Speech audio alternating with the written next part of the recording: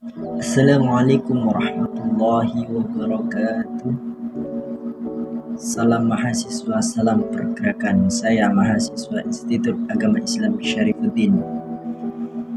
Untuk memenuhi tugas mata kuliah model dan strategi belajar mengajar. Saya di sini akan membahas tentang teori belajar behaviorisme dan konstruktivistik. Baik, behaviorisme adalah teori perkembangan perilaku yang dapat diukur, diamati, dan dihasilkan oleh respon pelajar terhadap rangsangan. Tanggapan terhadap rangsangan dapat diperkuat dengan umpan balik positif atau negatif terhadap perilaku kondisi yang diinginkan.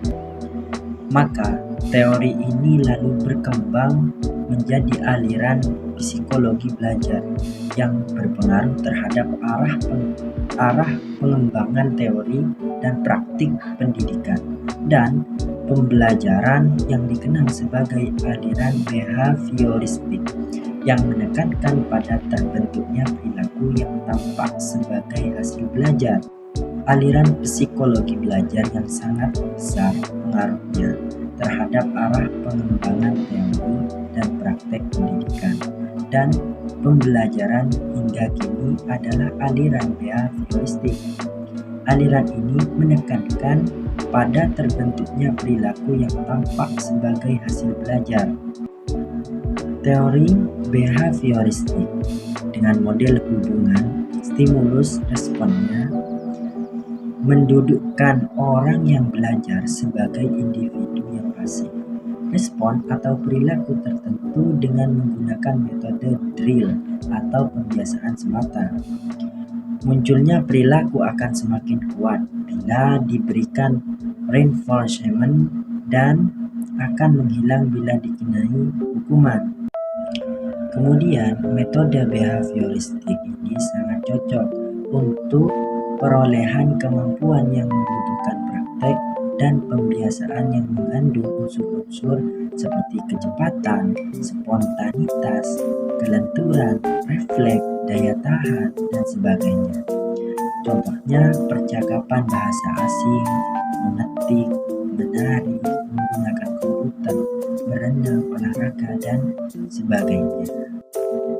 Teori ini juga cocok diterapkan untuk melatih anak-anak yang masih membutuhkan dominansi peran orang dewasa, suka mengulangi dan harus dibiasakan, suka meniru dan senang dengan bentuk-bentuk penghargaan langsung seperti diberi permen atau pujian.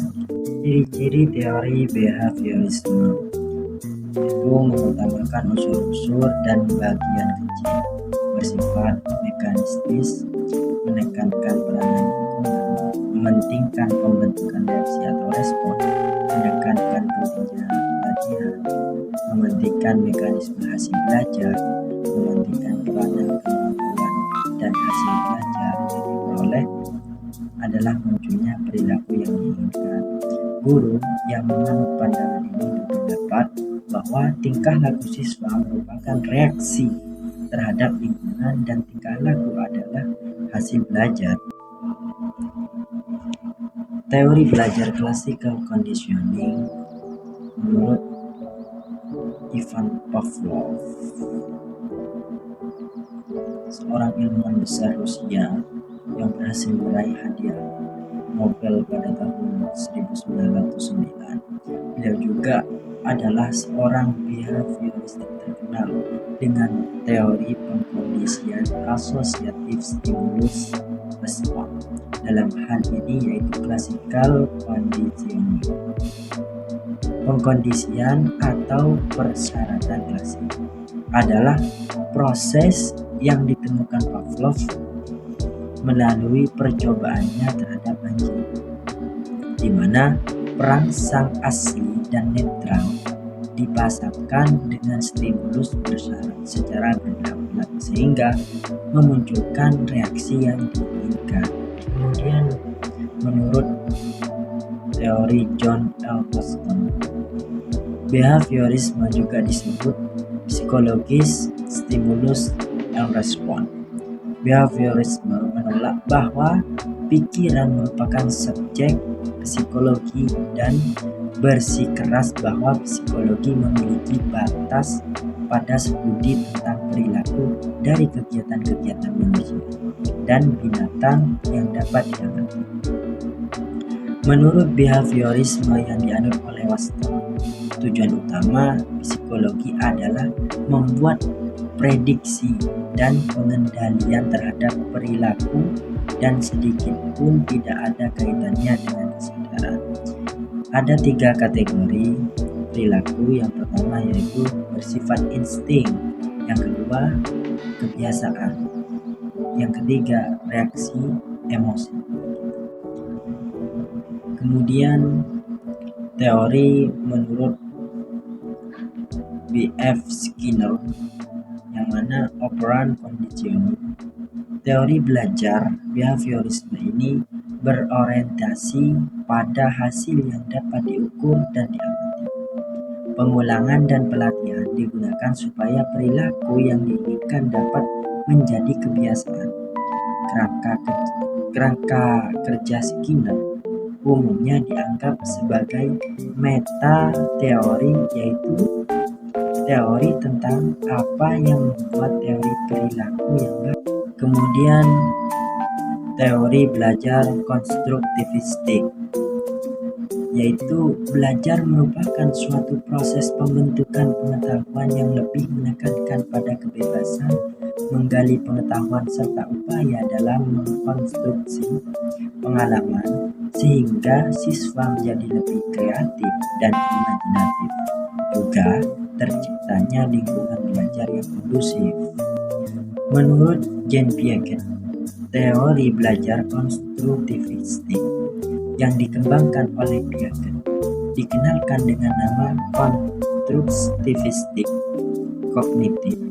Pengetahuan tidak diperoleh secara pasif oleh seseorang, melainkan melalui tindakan. Kemampuan mengkonstruksi ilmu pada anak akan berbeda berdasarkan kematangan intelektual.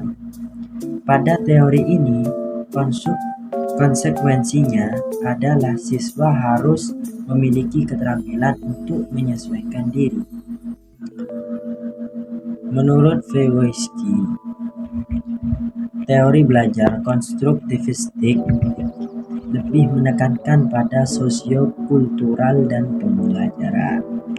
Siswa dalam mengkonstruksi pengetahuannya dipengaruhi oleh lingkungan sosial di sekitarnya.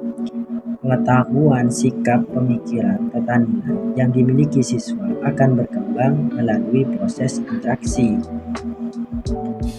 Di sini ada 2 konsep menurut teori Vygotsky.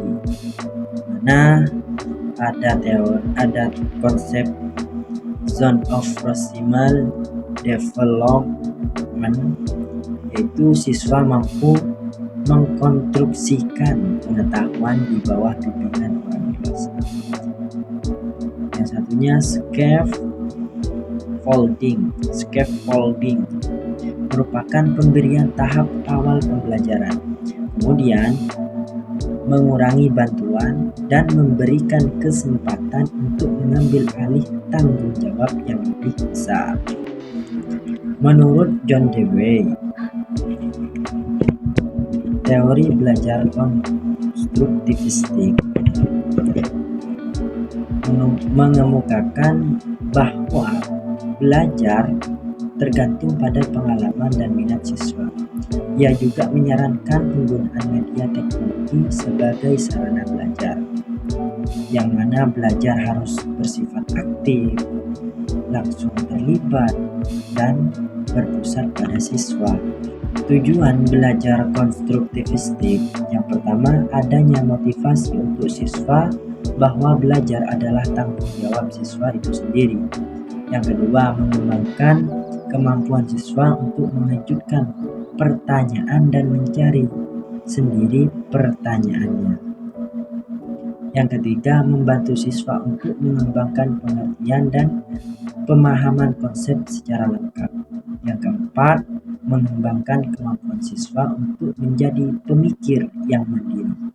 Yang terakhir, yang nomor 5, lebih menekankan pada proses belajar, bagaimana belajar itu. Nah, di sini ada contoh aplikasi teori belajar konstruktivistik. Contoh yang pertama, seorang anak merasa sakit ketika terpecik api.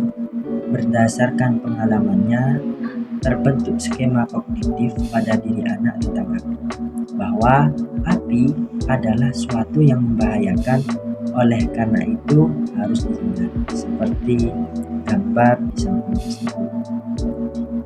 Contoh yang kedua, semakin dewasa, pengalaman anak bertambah.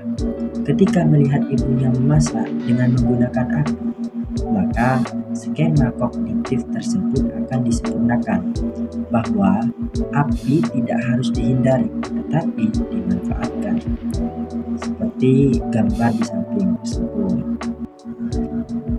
Kemudian yang terakhir, ketika anak melihat banyak pabrik atau industri memerlukan api, kendaraan memerlukan api, maka skema kognitif anak semakin berkembang dan sempurna, bahwa api sangat dibutuhkan untuk kehidupan manusia, seperti contoh di samping.